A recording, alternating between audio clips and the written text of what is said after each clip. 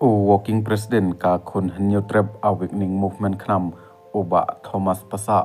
uloong ba karai jong ka Ministry of Environment, Forest and Climate Change MOEFCC ban penmi ya ka office memorandum ban pelat ya ka jing yeselong bat kipat ba bat ka hearing na ka banta ki project di marpok kendeu ki bakenthum ya ki atomic minerals kum uranium kadai ka jing persyang ka basai kedar banti jubor ya uranium ha Meghalaya da ka bakentaj ya ka jing pensneu jong ki trai muluk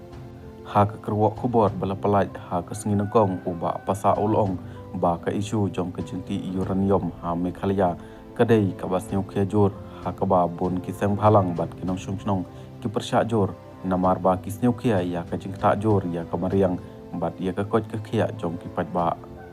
kat kum ka jing ong jong u ki trai muluk ki yang teli rengkat bat ki seng bhalang ban persya ya ka jingti uranium kabalakam sya ka jing sya khang kerdep ka office jong ka Uranium Corporation of India Limited UCIL hapo ka jela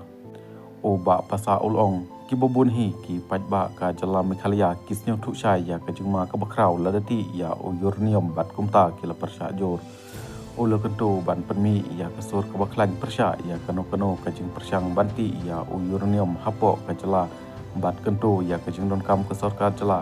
ban shim mardor ya kisin jam halor katai ka benta working president ul kedeuru ba menteri rangba ka Tamil Nadu ulapha da ka sithi sya menteri rangba dukari ban penkelano ya katai ka office memorandum kabal penmi da ka MO EFCC